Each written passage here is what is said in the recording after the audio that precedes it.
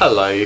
Today I'm going to talk about my favourite albums. My top 5 favourite albums of all time, in no particular order except the last one, which is my favourite album. The first album on my list is Iron Maiden's A Matter of Life and Death.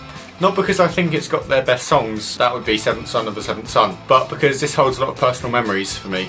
I got this in 2008, and that summer I listened to it a lot, and I've always called that summer sort of a turning point in my life. I just left behind a pretty bad section of my life that included bullying and compulsory dance and drama lessons. I was about to go into my GCSE years where I'd meet some incredible new friends and have some great times in general. And whenever I listen to this, it sort of reminds me of that period of time in my life, which I like, which is why this album has made the list and not Seventh Son of a Seventh Son. My favourite song from this album is probably These Colours Don't Run, maybe? Or For the Greater Good of God. One of them. It's difficult because they're all great songs. Second on my list is a Troc album. Troc stands for Time Lord Rock, and as you may know, I'm a huge fan of Doctor Who, and it would not really make sense if a Chameleon Circuit album was not on the list. This has still got legs by Chameleon Circuit, and there's not a bad song on the album, and I enjoy listening to it for the references because I understand them. But if you don't, that doesn't mean you can't like it. I've got a friend who likes Chameleon Circuit, he doesn't like watching Doctor Who. Favourite song?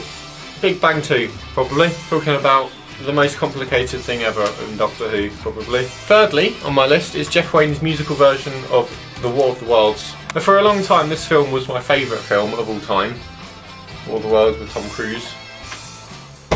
Not anymore, but the Christmas after I first watched that film, my mum dug her version of this out and we listened to it whilst putting up the Christmas decorations. When I was that age I wasn't really interested that much, really. I kind of got bored quite quickly because I didn't really understand what was going on because there was nothing to watch, it was just all in the ears. But many years later I've rediscovered it and I absolutely adore it. It's great. The first half is noticeably better than the second half. That doesn't mean the second half of the album hasn't got its good songs, like Spirit of Man and Brave New World. If you can only listen to half of it, listen to the first 5 songs because they are perfect. Forever Autumn is probably my favourite song from War of the Worlds. I say probably, it definitely is, because Forever Autumn is like my second favourite song of all time. Fourthly on my list is Green Day, American Idiot. Probably the first album I got that I'm not ashamed to admit having. I remember the first time I listened to this and I was playing Yu-Gi-Oh! With a mate and he'd brought round this CD to listen to and I absolutely loved it. I asked him if I could have it and he obviously said no, but he did burn it to a blank CD and I've still got that at home. But I have got a legit copy. I promise. Look, CD and everything, can't open it. CD, there you go. It's difficult to pick a favourite song from American Idiot. I'm going to go for either St. Jimmy or Homecoming. Also a story album. If you can write a good story album, chances are I'm going to like your album because I love albums that tell stories such as War of the Worlds and this. And my best album of all time, my 5th one on my list, but number 1 in the world, Pink Floyd The Wall.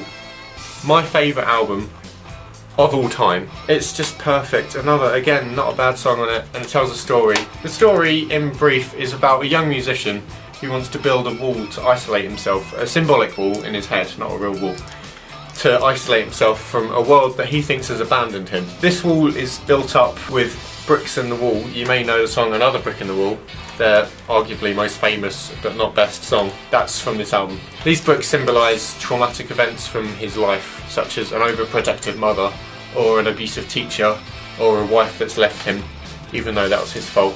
To find out why, listen to the album. Just listen to the album anyway. It's great, it's wonderful, it's perfect, and I love it. My favourite song from The Wall, Comfortably Numb, which is my favourite song of all time.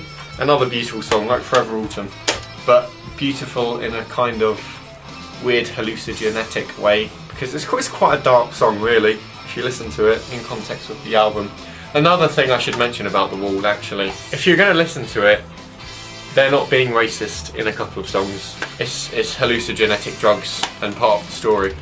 They're not, Pink Floyd aren't racist. And those are my favourite albums ever. I hope you've enjoyed finding out a bit more about my music taste. Make sure you leave a comment below telling me what your favourite albums are, because I'd be interested to find out.